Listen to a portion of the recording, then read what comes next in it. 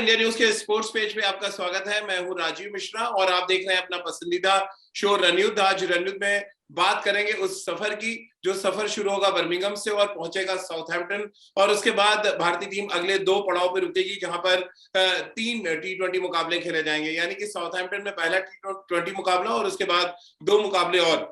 England के खिलाफ T20 मुकाबला कई लिहाज से बहुत अहमियत रखता है। मसलन रोहित शर्मा पहली बार इंग्लैंड में कप्तानी करते नजर आएंगे क्योंकि टेस्ट मैच में उन्होंने की नहीं, अब T20 फॉर्मेट में वो कप्तानी करेंगे। साथ ही टीम के बैटिंग ऑर्डर के बारे में बातचीत करेंगे, क्या कुछ बॉलिंग कॉम्बिनेशन होगा इस पर बातचीत करेंगे, और इंग्लैंड की टीम जो ऑन पेपर T20 फॉर्मेट में बहुत ताकतवर नजर आ रही है उसके खिलाफ भारतीय टीम की क्या कुछ रणनीति होगी उस पर भी बातचीत करेंगे। और साउथहैम्पटन यानी कि रोज बोल का मैदान, जहां पर कटोरे के आकार का ग्राउंड आप अक्सर देखते हैं, वहां पर किस तरह से गेंदबाजों की पिटाई हो सकती है और वहां पर क्या स्पिन गेंदबाजों का बोलबाला देखने को मिलेगा। इन सभी मुद्दों पर बातचीत करने के लिए हमारे साथ हैं पूर्व क्रिकेटर और सिलेक्टर सबा करीम। और सबा भाई, वैसे तो आप सोनी पे कमेंट्री करके आ चुके हैं, सोनी 3 पर भी अब T20 के मुकाबले हम देख पाएंगे। ये बड़ी खबर है, ये हम अपने तमाम दर्शकों से शेयर भी कर देते हैं। और साथ ही इस बात को लेकर चर्चा बहुत ज्यादा गर्म है सबा भाई कि 7 महीने में 7 कप्तान हो चुके हैं, अब रोहित शर्मा फिर से टीम के साथ जुड़ रहे हैं। ये इंडियन क्रिकेट की एक अजीब सी परिस्थिति हम इन दिनों देख पा रहे हैं।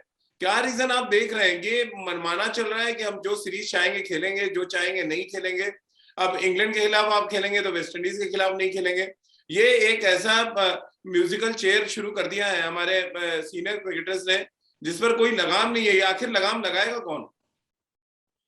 चयनकर्ताओं को लगानी होगी, बीसीसीआई को लगानी होगी, टीम मैनेजमेंट को लगानी होगी। मुझे तो बात समझ में नहीं आती है राजीव कि ये जो खिलाड़ी हैं वो खेलते कम है, रेस्ट ज्यादा लेते हैं।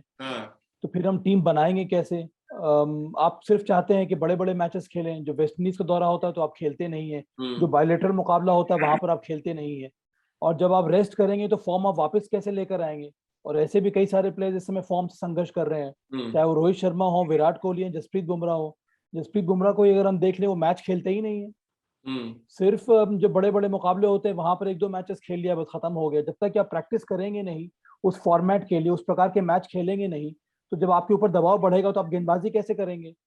और किस तरह का ये वर्कलोड मैनेजमेंट है जहां पर खिलाड़ी रेस्ट ज्यादा कर रहे हैं, खेल कम रहे हैं।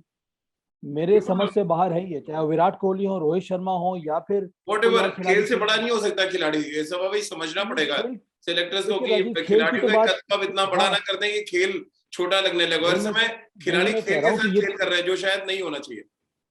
नहीं, पर खिलाड़ी क्यों कर रहे हैं? ये तो चयनकर्ताओं पर निर्भर करता है, किसने दी है? टीम मैनेजमेंट के ऊपर निर्भर करता है। नहीं, पर खिलाड़ी थोड़ी डिसाइड करेंगे उनको कौन सा खेलना नहीं खेलना। ये तो बीसीसीआई का काम है डिसाइड करना, ये तो चयनकर्ताओं का काम है। ये तो खिलाड़ी का कद तय कर रहा है, ये खिलाड़ियों का कद तय कर रहा है कि वो कौन सी होना तो नहीं चाहिए जी, होना तो नहीं चाहिए राजीव। ये बढ़ाओ बहुत पता होगा अगर खिलाड़ियों का कद अगर हो रहा है तो गलत है, ऐसा नहीं होना चाहिए। क्योंकि टीम के हित में कौन खेल रहा है इस समय? आपको टीम बिल्ड करनी है। आने वाले साल में आपको विश्व कप होने वाला है वनडे क्रिकेट का, जो कि भारत में होने वाला है। आने वाले समय में आपके पास T20 क्रिकेट होने वाला है। और कितना आप रेस्ट ले रहे हैं?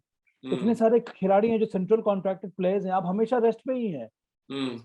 आईपीएल के बाद आपने दक्षिण अफ्रीका के अब अचानक शिखर धवन आपकी स्कीम ऑफ थिंग्स में आगे सीधे कप्तान बना दिए गए। मुझे तो कहना बहुत अजीब सा लग रहा है कि क्या हो रहा है, किस समझ के साथ आप टीम बना रहे हैं, क्या सोच है, कहना बहुत मुश्किल है राजीव। चलिए, बहरहाल क्योंकि T20 वर्ल्ड कप आपके सिर पर है तो जाहिर सी बात है इंग्लैंड अब एक ऐसी टीम है जिसके खिलाफ आप सीरीज में अच्छा करना चाहेंगे ताकि फैंस की उम्मीदें कम से कम ना टूटे। फैंस के लिए और अपने खुद के आत्मविश्वास के लिए आपको अच्छा खेलना पड़ेगा। और ये सबा भाई साउथहैम्पटन में क्योंकि मैच है, आप भी गए हुए हैं साउथहैम्पटन, बड़ी खूबसूरत जगह है। अक्सर मैं अभी आपसे बात करने से पहले एक शो में यही बात कर रहा था कि टाइटैनिक जहाज वहां से निकला था और बीच में डूब गया अमेरिका पहुंचने से पहले। अब क्या इंडियन टीम का टाइटैनिक जहाज T20 फॉर्मेट में कुछ ऐसे ही लग रहा है आपको कि डूबता हिलता? अजीब सी स्थिति है T20 फॉर्मेट में भी भारतीय टीम की। देखिए, तैयारी तो हो रही है। ये अलग बात है कि जो पहला T20 मुकाबला होगा उसमें वही खिलाड़ी खेलेंगे जो आयरलैंड के विरुद्ध खेल रहे थे, सिवाय रोहित शर्मा के, जिनकी वापसी हो रही है। कोविड की वजह से वो बाहर हो गए थे, तो एक तरह से अच्छा है कि रोहित शर्मा को T20 खेलने का मौका मिलेगा। पर इसके बाद जो 2 और T20 मुकाबले हैं वहां पर मेरे विचार में जो टीम आने वाले समय में विश्व कप खेलेगी उसकी कुछ हद तक तस्वीर निकल कर सामने आएगी। तो ये जो पहला मुकाबला है उसमें वही सारे खिलाड़ी मुझे लगता है नजर आएंगे जो आयरलैंड के विरुद्ध खेल रहे थे। पर एक बहुत परिवर्तन देखने को मिलेगा आने वाले दो मैचेस में राजीव। लेकिन समा भाई आप कह रहे हैं कि दूसरे मैच से देखने को मिलेगा, मेरा सवाल इससे उल्टा है। मैं कह रहा हूँ कि जो खिलाड़ी आयरलैंड में अच्छा कर रहा है, जो खिलाड़ी दक्षिण अफ्रीका के खिलाफ अच्छा करके आए, जो खिलाड़ी आपके पहले मैच में अच्छा कर देंगे इंग्लैंड के खिलाफ, क्या ये एक बड़ी प्रॉब्लम नहीं क्रिएट कर रहे हैं बिकॉज ऑफ कि आपके सीनियर खिलाड़ी अवेलेबल नहीं है और वो सीनियर खिलाड़ी T20 फॉर्मेट के लिए सूट नहीं करते, जो मुझे लग रहा है ये एक अजीब सी परिस्थिति क्रिएट क्यों की जा रही है? नहीं, अजीब सी परिस्थिति तो नहीं है यहाँ पर राजीव। देखिए अब आयरलैंड के विरुद्ध तो ये खिलाड़ी खेल नहीं सकते थे क्योंकि उनको टेस्ट मैचेस खेलना था। अब ठीक है। केएल राहुल इंजर्ड है और रोहित शर्मा इंजर्ड थे, ठीक है। अब बात रही यहाँ पे पहले मैच की। अब ये खिलाड़ी 5 को टेस्ट मैच खत्म हुआ है तो एक दिन के बाद वो टेस्ट मैच वो T20 खेल नहीं सकते हैं। वो आपको कम से कम 2 या 3 दिन का गैप चाहिए होता है। फिर अब जहाँ पहुंचेंगे वहां पर फिर से आपको टेस्ट कराना होता है। तो इन सब चीज़ों को हटाने के लिए यहाँ पर जो दूसरा मुकाबला होगा वहां पर आपकी जो टीम बनने वाली है या फिर कम से कम जो कोर प्लेयर्स है उनको मौका मिलेगा। अब आने वाले समय में ये प्रदर्शन ही डिसाइड करेगा कि कौन से खिलाड़ी विश्व कप में आएंगे। अभी बहुत समय है विश्व कप के लिए राजीव। क्या विराट नहीं बनाते सभा में ड्रॉप किया जाएगा उनको वर्ल्ड कप से? मुझे लगता है कि वो अगर परफॉर्म नहीं कर रहे हैं तो फिर आपको सख्त कदम उठाने होंगे राजीव, क्योंकि अभी भी 18 से 20 T20 मुकाबले हैं, उसके बाद में विश्व कप होने वाला है। तो ये कॉल जो है खेलेंगे तभी ना प्रदर्शन देखेंगे। अब आप इंग्लैंड के खिलाफ कह रहा हूँ एक मैच नहीं खेल रहे, फिर वेस्ट इंडीज आप जा नहीं रहे, तो देखेंगे कब आप उनको? नहीं, मुझे लगता है राजीव कि ये 2 मैच जो है यहाँ पर वो खेलेंगे। अभी वेस्ट इंडीज जो मुकाबला होने वाला है वहां पे सिर्फ 3 एक दिवसीय मैचेस के लिए टीम अनाउंस की गई है। 5 T20 मुकाबले के लिए टीम बनाई नहीं गई है। वहां पर लगता है कि मुझे इन सभी खिलाड़ियों को जाना होगा खेलने के लिए। जहां तक मैं ये बड़ा इंपॉर्टेंट लाइन आपने बोली है, जाना होगा।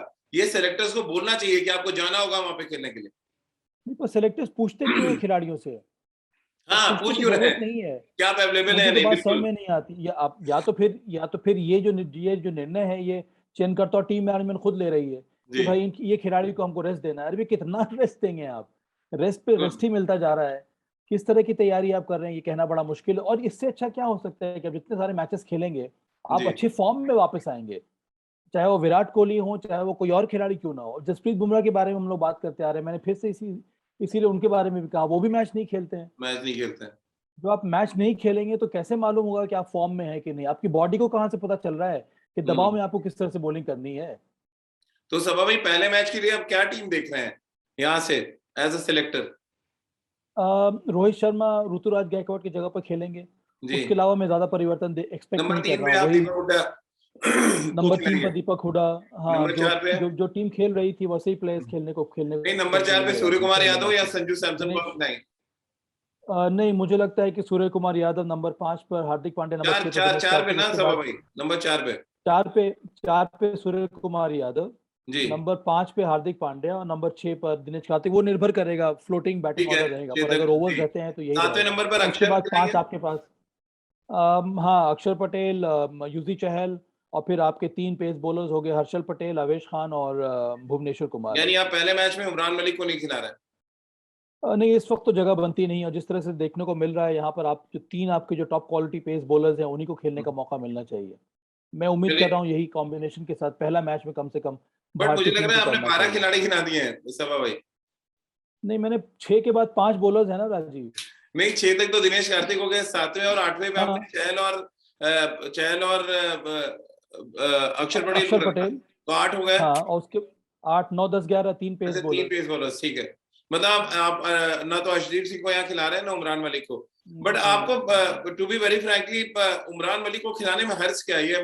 क्योंकि जब तक वो बड़ी टीम के अगेंस्ट गेंदबाजी नहीं करेंगे आपको पता कैसे चलेगा कि इस रॉ पेस के साथ आप वर्ल्ड कप में जा सकते हैं या नहीं? हाँ, पर देखिए राजीव, जो आपके खिलाड़ी T20 मुकाबले में आने वाले वक्त में खेलेंगे, जिनकी जगह पक्की है, उनको इस समय मौका मिलना चाहिए। और जब भी हर्षल पटेल या रावेश खान ने गेंदबाजी की है वहां पर उन्होंने अच्छा प्रदर्शन दिखाया है। भुवनेश्वर कुमार वाइस कप्तान है, उनको टीम में रहना चाहिए क्योंकि उनके पास अनुभव है। इसी वजह से मुझे लगता है कम से कम पहले मैच में इसी प्रकार का कॉम्बिनेशन देखने को मिलेगा। उमरान मलिक एक कंटेंडर जरूर है टीम 15 में आने के लिए राजीव, पर वो डिपेंड करेगा कब उनको मौका मिलता है। समय में, क्योंकि इंग्लैंड की जो बैटिंग है बहुत ही जबरदस्त स्ट्राइक रेट वाली बैटिंग है। जॉस बटलर और जस्टिन रॉय ओपन करेंगे, और फिर अगर आप देखें लिविंगस्टोन उनके पास है, उनके पास सैम करन है उनके पास, और ये क्वालिटी ऑफ जो T20 फॉर्मेट के प्लेयर्स है बहुत जबरदस्त है। कैसे आप देख रहे हैं इंग्लैंड की टीम, और उनके पास एक लेग स्पिनर ले आए, पाकिस्तान को लेके आए कायल मिल्स, उनके पास एक लेफ्ट आर्म सीमर और है, टॉपली एक और सीमर, और ये पूरे फ्रेश बॉलिंग अटैक है। ऐसा नहीं कि हमने टेस्ट मैच से या T20 से उठा के लाके खिला दिया है। तैयारी इंग्लैंड की ज्यादा आपको डिफरेंट लग रही है T20 फॉर्मेट के लिहाज से? मुझे लगता है कि उन्होंने जो टीम चुनी है वो उस पर इस बात का ध्यान रखा है कि विश्व कप जो है वो ऑस्ट्रेलिया में होने वाला है, इसीलिए रीस टॉपली को लेकर आए। रीस टॉपली लंबे कद के लेफ्ट आर्म सीम बॉलर है, उनको लगता है कि वहां पर एक्स्ट्रा बाउंस उनको मिलेगा। डेविड विली हैं जो कि अच्छे ऑलराउंडर हैं, जनरली वो लेफ्ट आर्म सीम बॉलिंग करते हैं और अच्छी बल्लेबाजी की भी करते हैं। और ढेर सारे लेफ्ट आर्म सीमर चुन लिए हैं सब भाई, ये भी क्या स्ट्रेटजी है? कई सारे, हाँ, और टीम में कई सारे ऑलराउंडर्स हैं, चाहे वो लिविंगस्टन हो गए, सैम करन हो गए, डेविड विली हो गए, तो इसी वजह से ये थोड़ा बहुत परिवर्तन इस टीम में देखने को मिल रहा है। तो उनकी तैयारी अब विश्व कप के लिए शुरू हो गई है। तो आप मोइन अली का रोल कैसा देख रहे हैं आप इंग्लिश टीम के साथ? बहुत इंपॉर्टेंट रोल है, राइट आर्म ऑफ स्पिन करते हैं, नंबर 3 पर है, नंबर 4 पर आएंगे वो बल्लेबाजी करने के लिए। और इस समय जो जो जो अप्रोच है इंडियन टीम का बहुत ज्यादा एग्रेसिव है राजीव, तो इस टीम को रोकना बहुत मुश्किल होगा भारत के लिए। तो बहुत जरूरी है, अच्छी बात यह है कि भारत के लिए स्टिफ चैलेंज पोज करेगा इंग्लैंड इन T20 मुकाबलों में, और भारत अपने स्ट्रेंथ को टेस्ट करने का इससे अच्छा मौका नहीं मिल सकता है। बिल्कुल, और सभा भाई क्योंकि मैकुलम कोच नहीं होंगे, T20 स्पेशलिस्ट थे, वो टेस्ट के कोच बने। अब T20 फॉर्मेट में आपको लग रहा है थोड़ा सा डिफरेंट अप्रोच दिखेगा, क्योंकि मैकुलम जिस अप्रोच के साथ टीम को खिला रहे थे, मुझे तो लग रहा था T20 में भी उनके हाथ में कमान दे देनी चाहिए। देखिए, इंग्लैंड क्रिकेट बोर्ड है, जो उनके डायरेक्टर हैं क्रिकेट के, उनकी राय अलग है। उनको लगता है कि बहुत ज़्यादा मैचेस हो रहे हैं और इसीलिए थोड़ा अलग अलग किस्म से आपको स्ट्रैटेजी बनानी होगी हर T20 हर फॉर्मेट के लिए। इसीलिए जो वाइट बॉल क्रिकेट की जो कोच हैं इस समय, वो मैथ्यू मॉट हैं, जो कुछ महीने पहले ऑस्ट्रेलियन विमेंस टीम के कोच थे, और उन्होंने बहुत ही सक्सेस देखा है ऑस्ट्रेलियन विमेंस टीम के साथ, और इन्हीं वजह से ही उनको लेकर आए हैं यहाँ पर। मुझे लगता है कि इसके पीछे बहुत बड़ी सोच होगी कि वो भी एक बहुत बड़ा परिवर्तन लेकर आए हैं, और जॉस बटलर को उन्होंने कप्तान घोषित कर दिया है। तो मुझे लगता है कि कम से कम जो स्ट्रैटेजी या फिर जो अप्रोच हमें टेस्ट क्रिकेट में देखने को मिलेगा, उसी प्रकार का अप्रोच हमें T20 में भी या फिर वनडे क्रिकेट में भी देखने को मिलेगा इंग्लैंड की तरफ से। तो बहुत ही दिलचस्प ये मुकाबला होने वाला है, बस हमें इंतजार करना होगा कि किस तरह की ये भिड़ंत होती है इन दोनों टीमों के बीच में। समा भाई, एक बड़ा एग्जांपल भी इंग्लैंड टीम सेट कर रही है इन दिनों। अब जो रूट तो चलिए T20 फॉर्मेट नहीं खेलते, जॉनी बेस्टो जिस फॉर्म में थे, मुझे तो लग रहा था सिलेक्टर्स टेम्प्ट होंगे उनको खिलाने के लिए, लेकिन उन्होंने ऐसा नहीं किया। क्या ये एक बड़ा साइन है, या आप इसको सिग्नल देखते हैं कि इंग्लैंड की जो स्कीम ऑफ थिंग्स है उसमें वो डिफरेंट तरीके से T20 फॉर्मेट को देखते हैं? पर मुझे लगता है कि बहुत जल्दी जॉनी बेस्टो को भी हम देखेंगे T20 फॉर्मेट में इंग्लैंड के लिए, क्योंकि वो एक शानदार खिलाड़ी है, बेहतरीन फॉर्म में है, वाइट बॉल क्रिकेट का भी वो लाजवाब खिलाड़ी है। तो उनकी जगह आने वाले समय में मुझे लगता है कि जरूर बनेगी, क्योंकि इस समय इंग्लैंड जो टीम है वो अफोर्ड नहीं कर सकती है जॉनी बेस्टो जैसे प्लेयर को, खास विशेष करके इस प्रकार के फॉर्म में टीम में नहीं रखने से।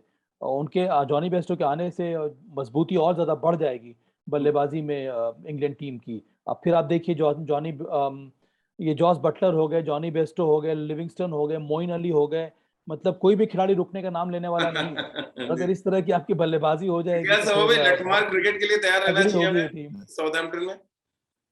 हाँ हाँ, बस मुझे तो ऐसे ही लगता है कि T20 क्रिकेट का मुकाबला जो है वो ऐसे ही होने वाला है। और यहाँ पर अब वो पकड़ कर खेलना, कंसोलिडेट करना, वो जमाना अब चला गया राजीव। अब तो वो टेस्ट क्रिकेट से भी वो जमाना जा रहा है, अब है अटैकिंग क्रिकेट खेलने का जमाना। तो वो तो अब निश्चित रूप से हमें देखने को मिलेगा ये आने वाले T20 मैचेस में भी। सब अभी आखिरी कुछ मिनट में आपके लूंगा। पहला सवाल, क्योंकि आपने मैथ्यू पॉट का जिक्र किया, क्या ये भी एक साइन है कि आप टेस्ट क्रिकेट में अलग कोच रखे हैं और व्हाइट बॉल में अलग? क्योंकि कैप्टन अलग की बहुत डिमांड होती थी, पहली बार हम देख रहे हैं कि कोचेस डिफरेंट है। मैथ्यू पॉट आपके व्हाइट बॉल में और मैकुलम जो है आपके टेस्ट क्रिकेट में।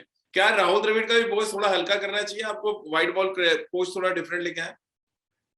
बहुत जल्दी होगा ये निर्णय लेना भारत की तरफ से राजीव, क्योंकि इंग्लैंड इस प्रकार के फोरसाइट के साथ, इस प्रकार के विजन के साथ बहुत सालों से हमें देखने को मिल रहा है। उन्होंने बहुत जल्दी ये डिसाइड कर लिया था कि व्हाइट बॉल को जो कप्तान वो अलग होगा, रेड बॉल का कप्तान अलग होगा। और इयान मॉर्गन ने काफी लंबे समय तक कप्तानी भी की, उनको विश्व कप भी जिताया। आपको याद होगा कि 2015 जहां तक मुझे याद आ रहा है, विश्व कप हारने के बाद एक बहुत बड़ा परिवर्तन व्हाइट बॉल क्रिकेट में आया था, जहां पर उन्होंने इयान मॉर्गन को कप्तान बनाया था और उन्होंने एक प्रकार से रिवोल्यूशनाइज कर दिया था व्हाइट बॉल क्रिकेट को, और उसी वजह से इंग्लैंड जो है 2019 विश्व कप जीत पाया था। तो कुछ उसी प्रकार से इंग्लैंड की सोच आगे बहुत ज्यादा आगे रहती है। उनका ये मानना है कि इस समय चूंकि इतने ज्यादा फॉर्मेट्स हो रहे हैं, इतने सारे मैचेस हो रहे हैं और कई बार ओवरलैप करते हैं टेस्ट क्रिकेट और व्हाइट बॉल क्रिकेट, और इसी वजह से यहाँ पर बहुत जरूरी है कि आप अलग अलग कोचिंग स्टाफ भी तैयार करें। तो आने वाले समय में अगर भारतीय टीम का शेड्यूल इसी प्रकार का बनता है जहां पर ओवरलैपिंग होती है, तो मुझे लगता है कि ये अच्छा आइडिया होगा अगर आप रेड बॉल क्रिकेट के लिए और व्हाइट बॉल क्रिकेट के लिए दोनों के लिए अलग अलग कोचिंग स्टाफ बनाए। सो अभी कितना इम्पोर्टेंट होगा अच्छा स्टार्ट करना, और आपको साइकोलॉजिकल कितना फायदा पहुंचाएगा अगर आप इंग्लैंड के खिलाफ जीत से शुरुआत करते हैं साउथहैम्पटन में? बहुत जरूरी होगा ये मैच जीतना भारत के लिए, क्योंकि भारत की टीम तो युवा है पर इसमें कई ऐसे प्लेयर्स हैं, मुझे लगता है कि 11 में से कम 5 या 6 खिलाड़ी होंगे जो आने वाले समय में विश्व कप में भाग लेंगे भारत की तरफ से। तो अगर ये कोर प्लेयर्स आपके अच्छा परफॉर्म करते हैं, इससे भारत को बहुत ज्यादा फायदा मिलने वाला है। और कुछ उसी प्रकार की टीम के साथ हम लोगों ने दक्षिण अफ्रीका में के विरुद्ध भी वो कमबैक किया था 2 मैच हारने के बाद। तो उम्मीद यही है कि वही फॉर्म पहले मैच में भी देखने को मिलेगा। 2-3 खिलाड़ी हैं जो बेहतरीन फॉर्म में हैं, चाहे वो दीपक हुडा हो गए या फिर दिनेश कार्तिक हो गए या हार्दिक पांड्या हो गए या फिर ईशान किशन हो गए। अगर उसी लय में फिर से ये फॉर्म देखने को मिलेगा इन सभी खिलाड़ियों से, तो मुझे लगता है कि बहुत ही शानदार ये अवसर है भारत के लिए ये मैच जीतना और दबदबा कायम करना इंग्लैंड के ऊपर। चलिए सभा भाई, बहुत बहुत शुक्रिया आपका हमारे साथ जुड़ने के लिए। तो सभा भाई ने अपनी प्लेइंग 11 भी आपको बता दी है, इंग्लैंड की क्या कुछ ताकत है और क्या कुछ कमजोरी है उसका भी जिक्र हो गया है यहाँ पर। भारतीय टीम ने दक्षिण अफ्रीका के खिलाफ जिस तरह से एक युवा टीम के साथ कमबैक किया था, वो भी इंग्लैंड के जहन में होगा और भारतीय टीम के जहन में ये होगा कि इंग्लैंड के पास कुछ ऐसे चुनिंदा खिलाड़ी हैं जो अकेले दम पर मैच जिताने का मादा रखते हैं। तो कई इंपॉर्टेंट पॉइंट्स हैं, मसलन पहले पावर प्ले में आप कैसी गेंदबाजी करते हैं, मिडिल ओवर्स में यजुवेंद्र चहल का जादू कैसे चलता है और अंत में मैच को आप फिनिश कैसे करते हैं। और सबसे ज्यादा इंपॉर्टेंट सभा भाई मुझे लग रहा है चलते थे कि विकेट कीपर्स का दौर चल रहा है, दिनेश कार्तिक पर सबकी निगाहें टिकी होंगी, क्योंकि वो इंग्लैंड के खिलाफ कैसा खेलते हैं ये काफी हद तक तय करेगा कि बाकी दोनों कीपर्स का या 3 कीपर्स, संजू सैमसन भी टीम में, उनका क्या कुछ आगे हश्र करेंगे सिलेक्टर्स। बहुत बहुत शुक्रिया। जी जी सभा भाई जी। एक बात मैं यहाँ पे कहना चाहता हूँ, एक और जो मुझे लगता है कि प्रयास करना चाहिए इंडिया को या फिर परिवर्तन करना चाहिए, वो है ऋषभ पंत को ओपन कराना। अच्छा, ये मेरी राय है यहाँ पर, क्योंकि जो मैंने देखा है टेस्ट क्रिकेट में, मुझे ऐसा महसूस होता है जब उनके सामने चैलेंजेस रखे जाते हैं तो वहां पर वो बेहतरीन बल्लेबाजी करते हैं। जब उनके सामने अटैकिंग फील्ड सजाई जाती है तो वो चैलेंज को प्रेफर करते हैं। तो जब अगर हम ऋषभ पंत के साथ ट्राई करेंगे ओपन करना T20 में या फिर व्हाइट बॉल क्रिकेट में, तो वहां पर कम से कम पावर प्ले में वो जो खिलाड़ी हैं वो अंदर रहते हैं 30 यार्ड के दायरे के अंदर, और बाहर में सिर्फ 2 खिलाड़ी रहते हैं। तो आप सोचिए कि अगर वहां पर ऋषभ पंत का बल्ला चलने लगा तो कितना शानदार रहेगा भारत के लिए व्हाइट बॉल क्रिकेट में। तो आपके पास एक right hand left hand combination भी मौजूद रहेगा ओपन करने के लिए। और ऋषभ पंत इतने शानदार फॉर्म में है, भारतीय टीम इस समय उनको अफोर्ड नहीं कर सकती है बाहर रखना। और मिडिल ऑर्डर में मुझे लगता है कि अभी भी उनको उनके अंदर वो क्लैरिटी नहीं है कि किस तरह से उनको रन बनाना है, कब उनको मारना है, कब उनको रोकना है। और उनके लिए मिडिल ओवर्स में मेरे विचार से कोई चैलेंज होता नहीं है, क्योंकि सिर्फ 4 खिलाड़ी अंदर होते हैं और सब बाहर रहते हैं, तो उनके लिए चैलेंज कम होता है। पर टेस्ट क्रिकेट में जहां पर हम देखेंगे चैलेंजेस ज्यादा होते हैं, तो उसी प्रकार का चैलेंज क्या हम क्रिएट कर सकते हैं ऋषभ पंत के लिए ओपन करवा के, ताकि वहां पर वो ज्यादा फ्लरिश करें। चलिए सभा भाई, आपका ये सजेशन हम कोशिश करेंगे सेलेक्टर्स तक जरूर पहुंचे और ऋषभ पंत दूसरे T20 मुकाबले में ओपन करते हुए नजर आए। बहरहाल पहले मैच की ओपनिंग जोड़ी तो तय है कि रोहित शर्मा ईशान किशन के साथ पारी की शुरुआत करेंगे और हम सब उम्मीद कर रहे हैं कि मुंबई इंडियंस की ये जोड़ी इंडियन टीम के लिए धमाकेदार शुरुआत दे और भारतीय टीम जीत के साथ T20 सीरीज का आगाज करे। आप सभी का बहुत बहुत शुक्रिया हमारे साथ जुड़ने के लिए।